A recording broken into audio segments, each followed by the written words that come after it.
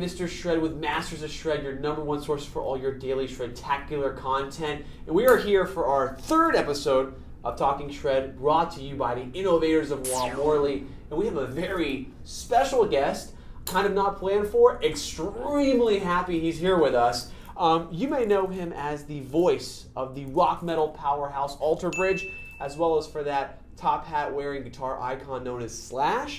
But what you may not know is that he is a vicious shred beast that can shred with the best of them. So, without further ado, give it up for the mighty Myles Kennedy. Wow. Not some clapping there. But wow, that's nice. Usually we have people do like some guitar stuff as an intro, but your presence enough. All right, is, cool. That's the intro. We're already right good. On. So is where it's at. So we're just gonna hop right into it. You're gonna about to kill it with Alter Bridge here, all inside Chicago. Cool. The Windy City, you are touring with Skillet. Skillet? Yeah, wrong. Yeah. Skillet and the Victorious Sky tour. Mm-hmm. So we're just gonna go right into rig. What rig are you working with for this tour? Because you're also playing guitar. Yeah. So I'm playing an assortment of guitars, primarily my PRSs, which I've used for a long time, at various, the SC245s and McCartys and 250, and there's also a few Tellys sprinkled in. I do love Telecasters.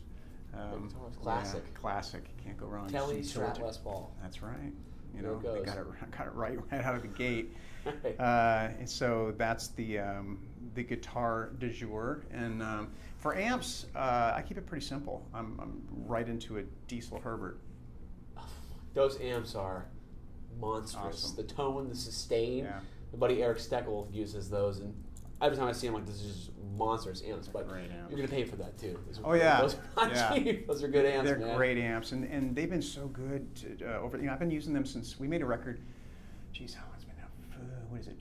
2000. So it's like 12 years, and we made a record called Blackbird, and we discovered a Herbert in Blackbird Studios. There was one just sitting. It was one of their amps kind of tucked away, and we were trying to find a sound that worked with Mark's sound. Right. Because Mark uses a lot of real estate sonically, so I went through so many different amps, and nothing was sitting right. So we found this this Herbert, and it was just like, well, there we go. This works, and I've used it ever since. And I do use the VH4 on the new record a little bit, which I really like a lot as well. That's a little more right in the middle.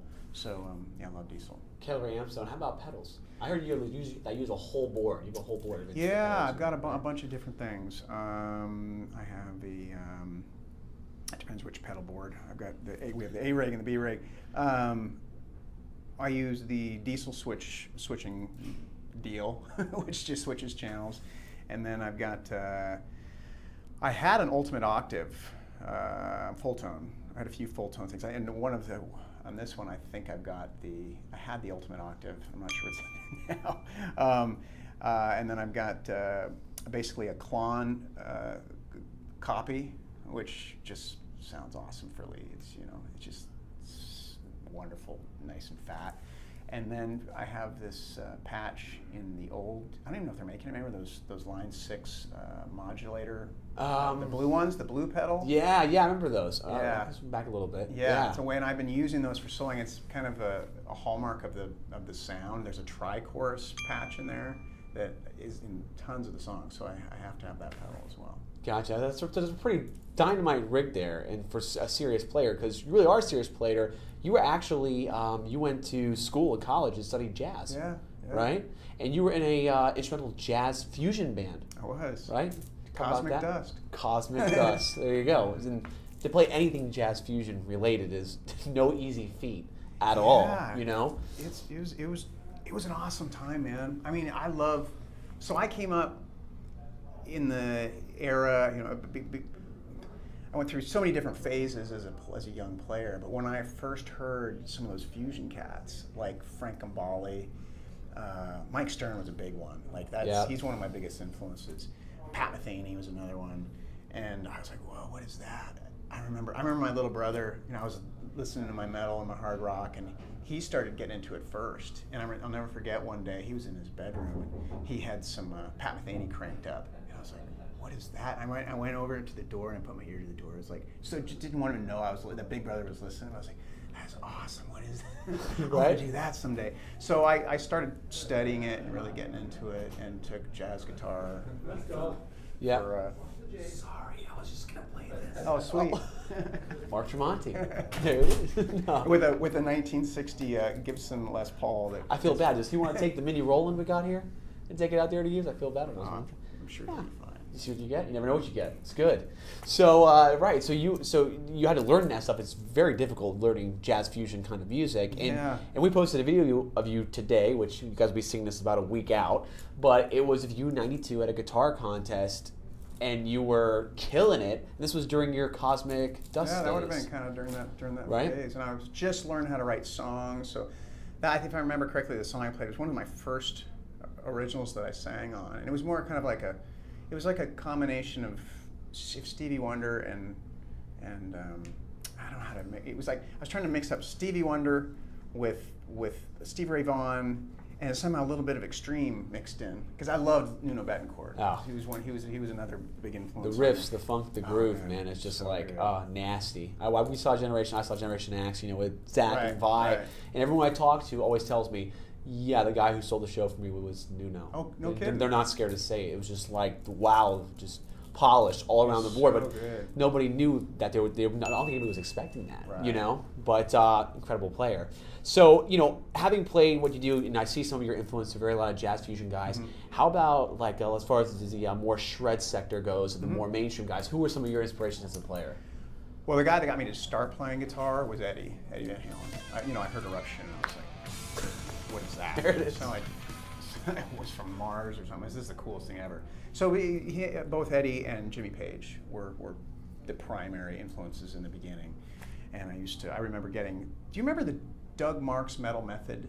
I actually just posted a picture of the old magazine with him in kidding. it. Yeah, I got a whole collection now, so I'm putting all the old prints back out again. Cool. Yeah, very familiar. He's still doing it. It's still up and running, and he's got Michelangelo Bania as one of the teachers too.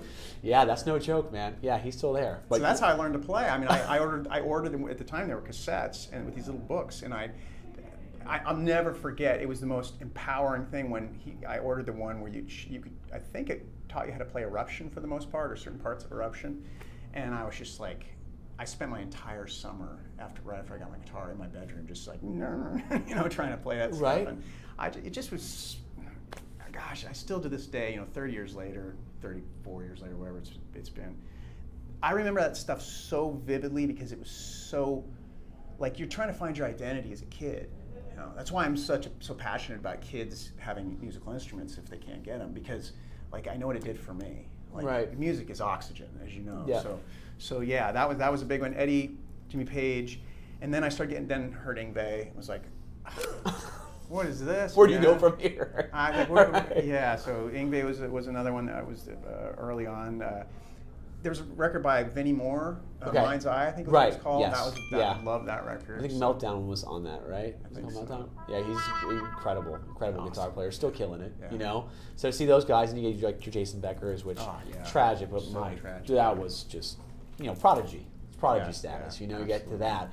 But so going into it for you, kind of speeding up a little bit. We're here tonight. 6th studio album is about to drop for Alter Bridge, and you guys have done a lot of press over the past couple of weeks here, and I'm not going to ask you something that you've probably been asked 1,000 times, because truthfully, who the hell wants to hear that, right? Wants something different from you. So, Walk the Sky's coming out. I heard some of the tracks already. I love them. Thank you, man. Pay No Mind is awesome shit. I keep it all the time. They're all great, but I'm really sticking Thank out. you. So, anything new you can tell us? Some juice about maybe the process of putting it together. Some exciting news that maybe no one else has heard about the album to really get the listeners even more pumped up about it. Sure. Yeah, I mean, this was a unique record because Mark and I wrote separately for a lot of this. And normally we would get together and have, it was important to have each guy feel like they were a part of the song. With Mark and I, like, I've got a chorus and you've got a riff and a verse, or vice versa, whatever. But we just didn't have time because we were both out touring in our various other bands. So there was a fair amount of songs that we would demo on our own, and some of the stuff was just well on its way before we started pre-pro. So that was the difference in the kind of the evolution of how this record came together.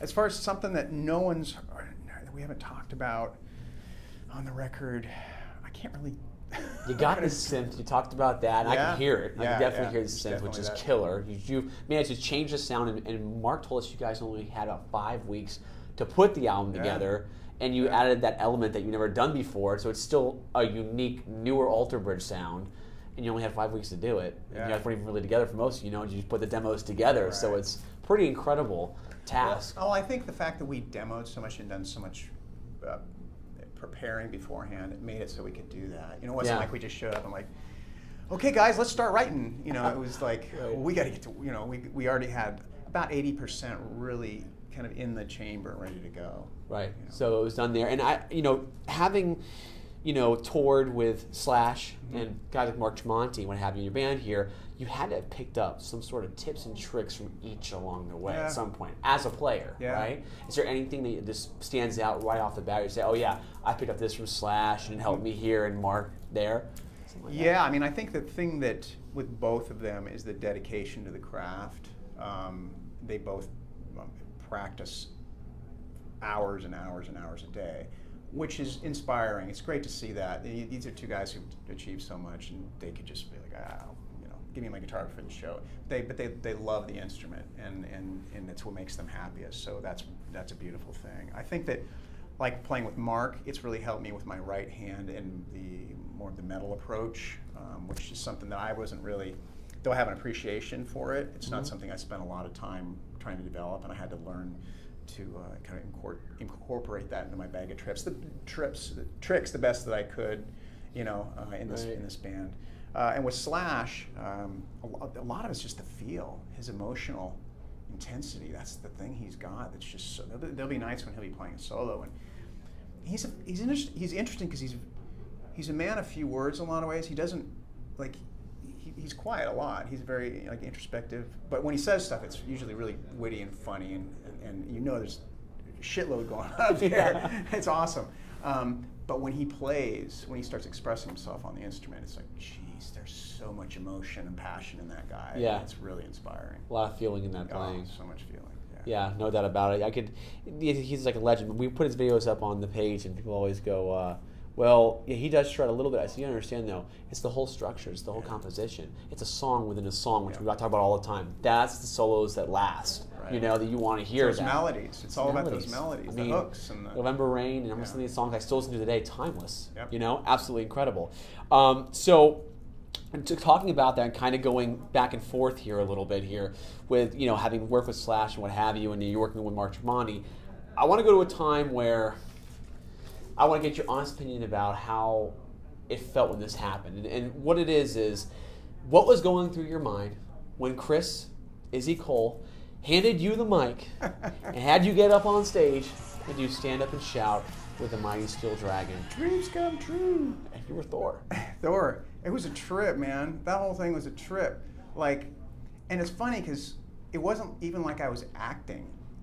Because I was just like this dude from Spokane, Washington, and I'm like, all of a sudden I'm in Hollywood making a film with these heavy hitters. I'm like, why am I here? This is crazy. So it was really easy to kind of be this goofy guy who was all excited to be, standing up there with this band, because I'm a goofy guy who was excited to be up there standing with this band. It was crazy. It was natural. It was totally natural. There wasn't an ounce of acting in that. That was just me being a dork.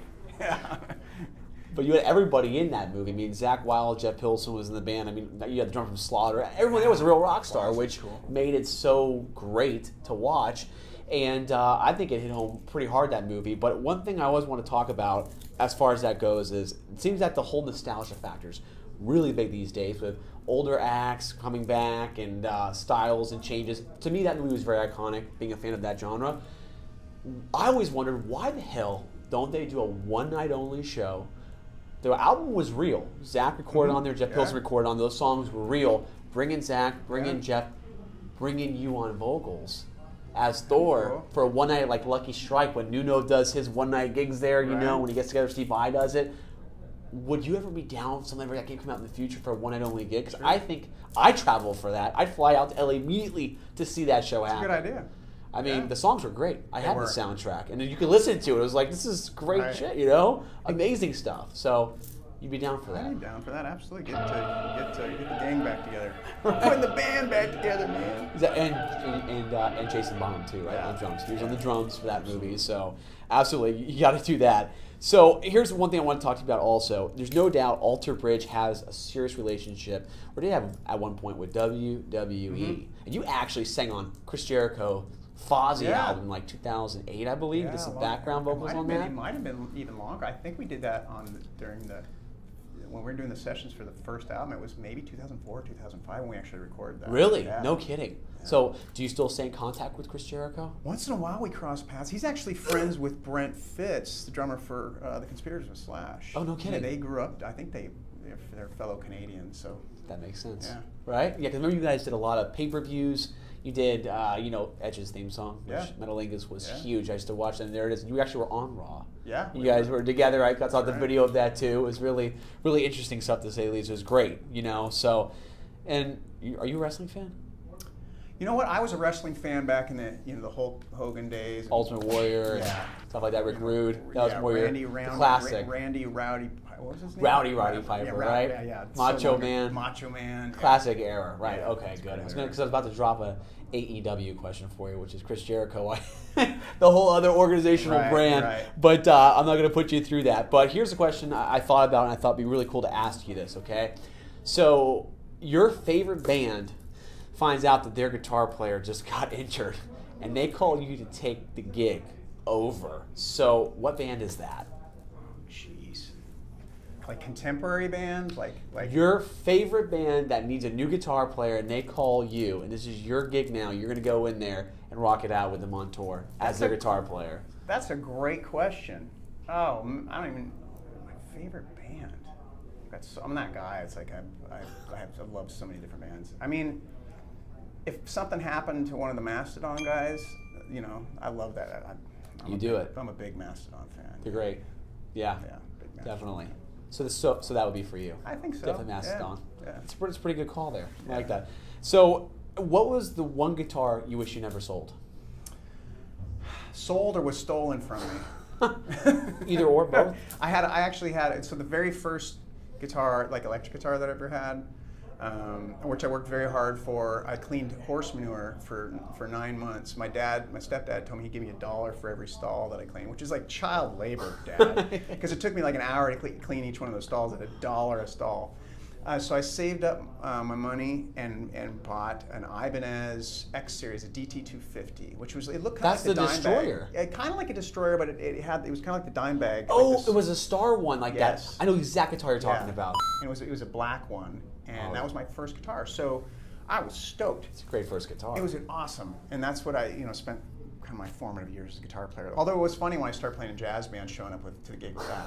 Like they were like, what? So I was actually playing in a high school jazz band with it, and in my senior year, and I left it at school overnight because I wanted to go see the David Lee Roth concert. On the Skyscraper tour. Oh my gosh, with Steve And I caught Steve Vai's pick. I still have kidding. it. Yeah, he played the solo to Panama, and he looked up and he threw the pick, and I caught it. And I still have it in this photo album. And that is I'm not gonna great. lie, I got it was like a girl at a Beatles concert. I was like, I just caught Steve Vai's pick. I was freaking out. Well, Steve Vai had done Crossroads at that point, right? Yeah. So he's on TV. We're like, what the fuck is this guy? He's Well, I loved once I heard what he did on Eat 'Em and Smile. I was oh my gosh, yeah.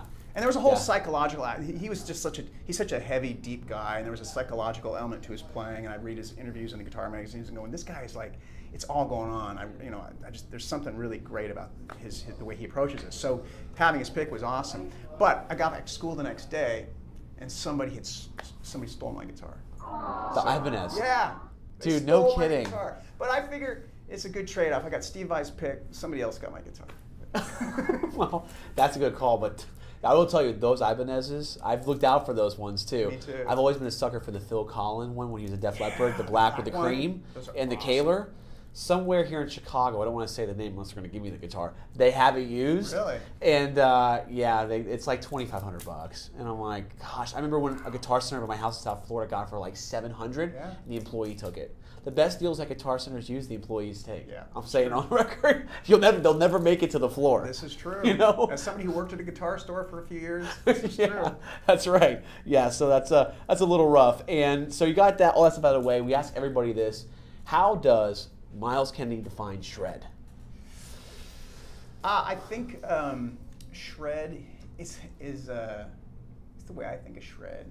It's somebody who's got a high level of proficiency from a technical standpoint.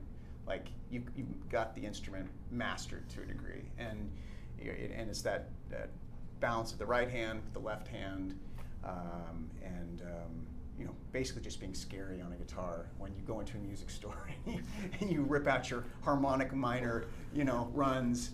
Everybody turns their head and goes, "What the fuck is that?" So, right. Yeah. Can I swear on this? Oh yeah, no All problem. Right, cool. Yeah, it's usually with the sweeping, the sweep picking. Usually, you turn around at me like, picking. "Wait, what is that?" Yeah, sweep picking, especially when Mark and I were just watching this Frank Gambale video the other day. He was just out here.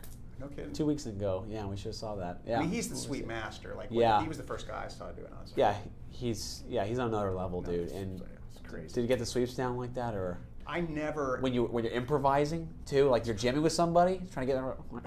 I saw him play with Chick Corea, and in the late '80s, and it was like, I almost burned my guitar the next day. It's like that. He was that good. You know, those other guys good. That Buckethead. Crazy good, right? Crazy good and misunderstood. You never hear from the guy. He's just. That's what's cool about it. It's cool. It's cool, but it's sad because I think this way. Bucket has created such an amazing character for himself. He's got an image, and it's so great, but he's not really out there. And I know that he has some personal stuff he had to work out with, but for what that guy's capable of doing, he plays every style like flawlessly. It's not really human, But apparently Paul Gilbert did teach him. So, he did. Yeah. Yeah, so I could tell he did. Yeah. he's got a thing. I mean, and his whole angle with the nunchucks and the bucket. It's dance cool. moves. He gives away toys at his shows. Awesome. So cool, you don't get that anywhere. And fun fact, he did the album for Last Action Hero with Arnold Schwarzenegger. So if you hear a lot of the guitars, these weird blurps of like the volume knob swelling and some shreddy licks, I didn't know that. That's Buckethead doing that. Here's another little piece of trivia. I don't know if this is true or not, but my wife. So we live in Spokane, Washington, and a few hours from there's this place called Sandpoint, which is beautiful. And I think there was like an art gallery there, or there was some sort of gallery there. My wife's a big Viggo Mortensen fan. Okay. The guy from Lord of the Rings. Okay, right. Okay. And I hope I said his name right. And awesome, amazing actor. But apparently, there's a record with him and Buckethead. That she saw it there. Like they did like a record together. You got to check it out. Like, I don't know doubt if this it. is true, but that's pretty badass. That could be because he has random stuff with a lot of people. I mean, well, Bootsy, he's had his relationship with him, and he did one with the singer of System of a Down. They had some stuff together. So this guy has like 100 and something albums or 200 albums now. Every year he's got like 5 or 6 more. So it's incredible. You gotta get Buckethead to come out of seclusion and come out again, But all right, let me ask you: where can our followers follow you? Official Myles Kennedy, Instagram, Twitter, official Myles Kennedy. I have a Facebook, which apparently, I'm more on the Instagram thing. I'm somewhat savvy at that, but my problem is I spend too much time playing guitar. I was going to ask you, where do you find time? Because you're doing double duty with Slash and with Alter Bridge. So I heard that when you were Slash, you might not even have a guitar with you most of the time, right? Not on stage, but I love the guitar so much.